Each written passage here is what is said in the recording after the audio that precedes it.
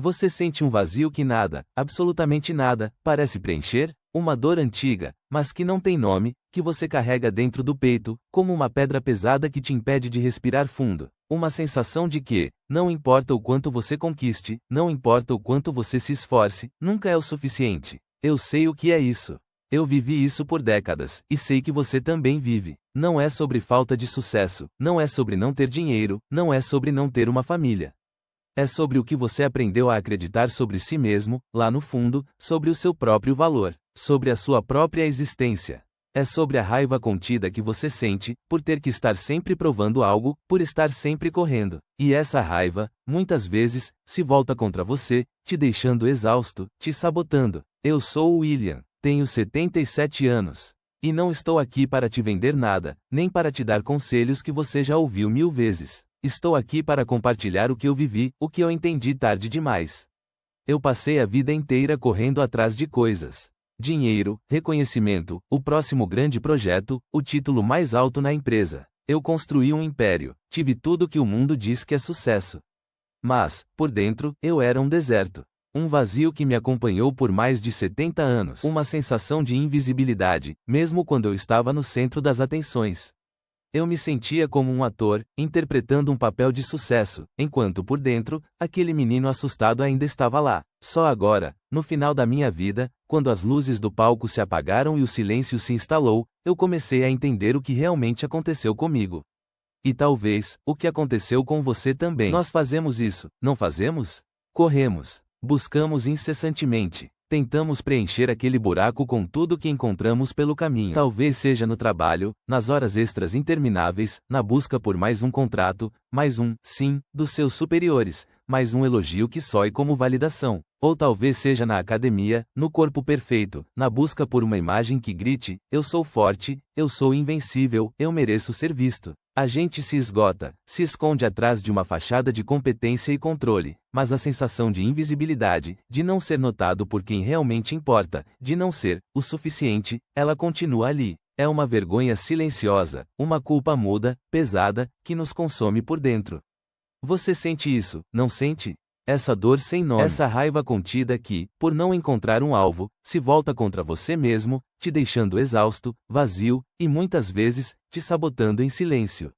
Você constrói sua própria prisão, sem perceber. Meu pai, ele não era um homem cruel no sentido óbvio. Nunca me bateu, nunca me xingou.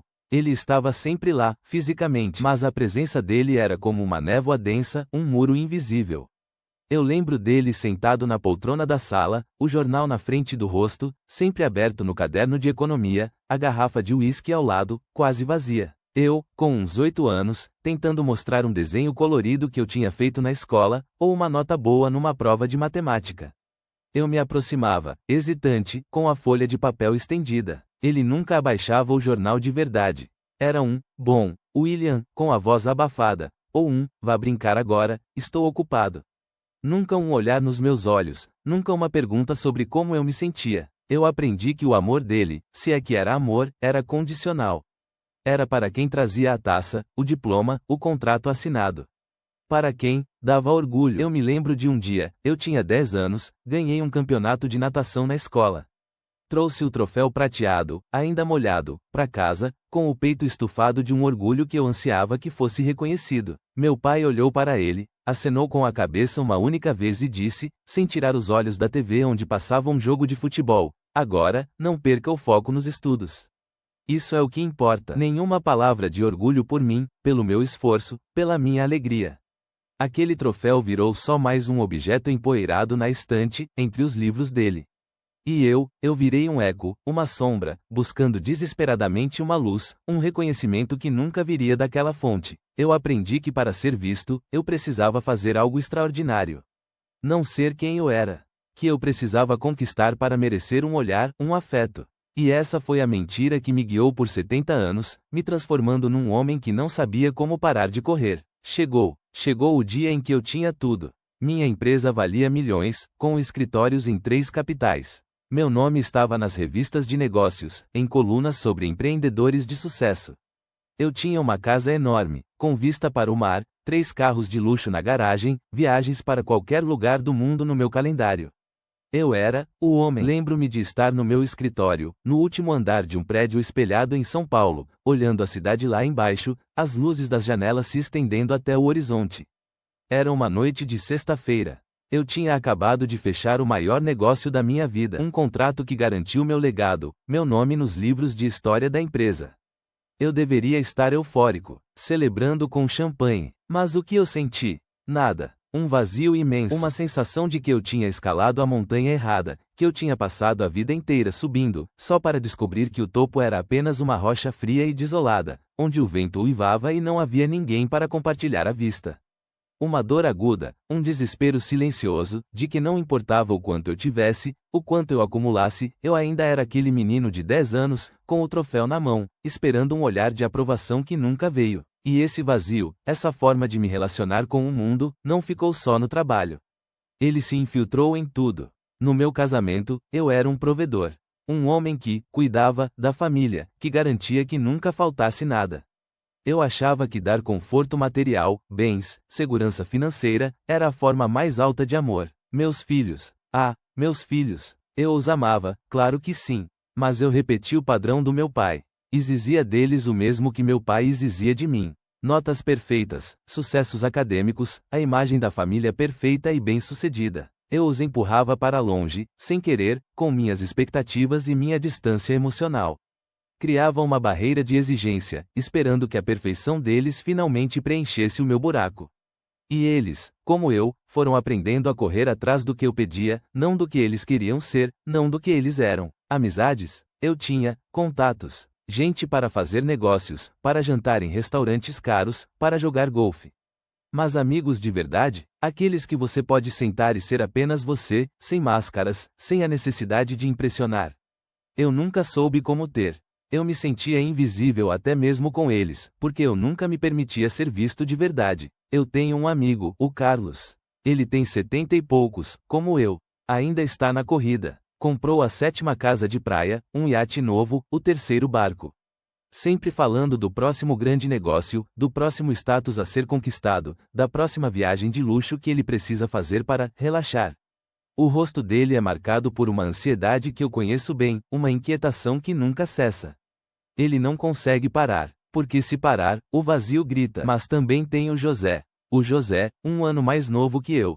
Ele largou tudo, vendeu a empresa para os filhos há uns 10 anos. Mora num sítio pequeno no interior de Minas. Ele passa as manhãs regando a horta, cuidando das galinhas, lendo livros de poesia que eu jamais leria.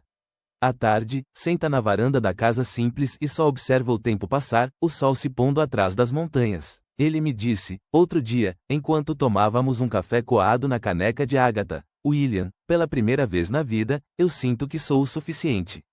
Que não preciso provar mais nada para ninguém, nem para mim mesmo. Quando ele falou isso, eu vi uma paz nos olhos dele que eu nunca tinha visto em mim mesmo. Uma serenidade profunda. Uma paz que me fez questionar tudo que eu tinha feito, tudo que eu tinha perseguido. Uma prova viva de que a transformação é possível, não é só uma teoria bonita em livros. A liberdade, para mim, não era ter a conta bancária cheia ou poder ir e vir para qualquer lugar do mundo em um jatinho particular. A verdadeira liberdade é não precisar provar nada para ninguém. É a liberdade de ser quem você é, com suas falhas e suas virtudes, sem a necessidade de uma performance constante, de uma máscara de perfeição. É a liberdade de se despir das expectativas que os outros, e principalmente seu pai, colocaram sobre você. Suficiência não é sobre ter o suficiente, sobre acumular bens ou títulos. É sobre ser o suficiente. É a voz interna que diz: está tudo bem, mesmo quando as coisas não estão perfeitas, mesmo quando você comete um erro. É a quietude de saber que sua presença, por si só, já é valiosa.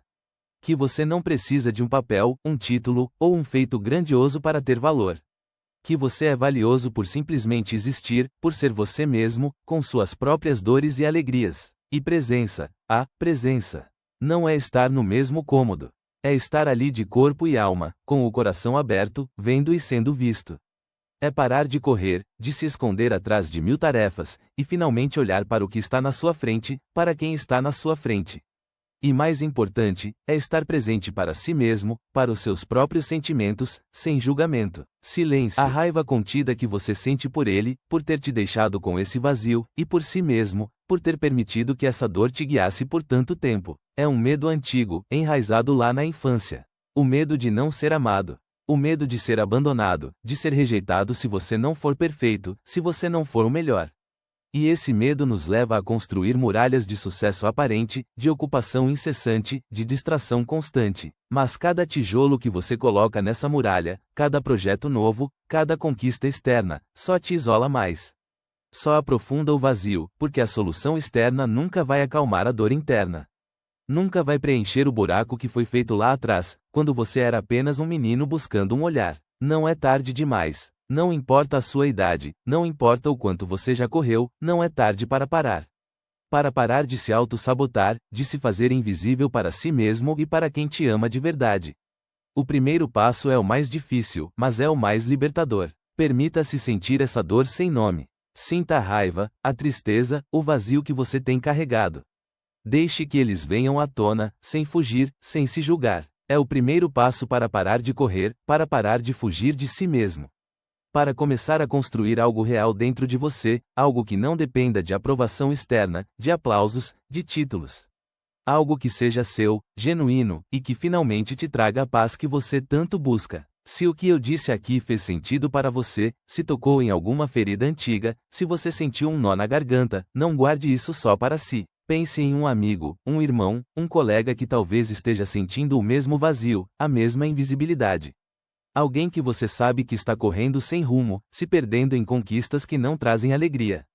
Compartilhe este vídeo com ele. Talvez seja exatamente o que ele precisa ouvir hoje à noite, em silêncio, no celular, assim como você está ouvindo agora.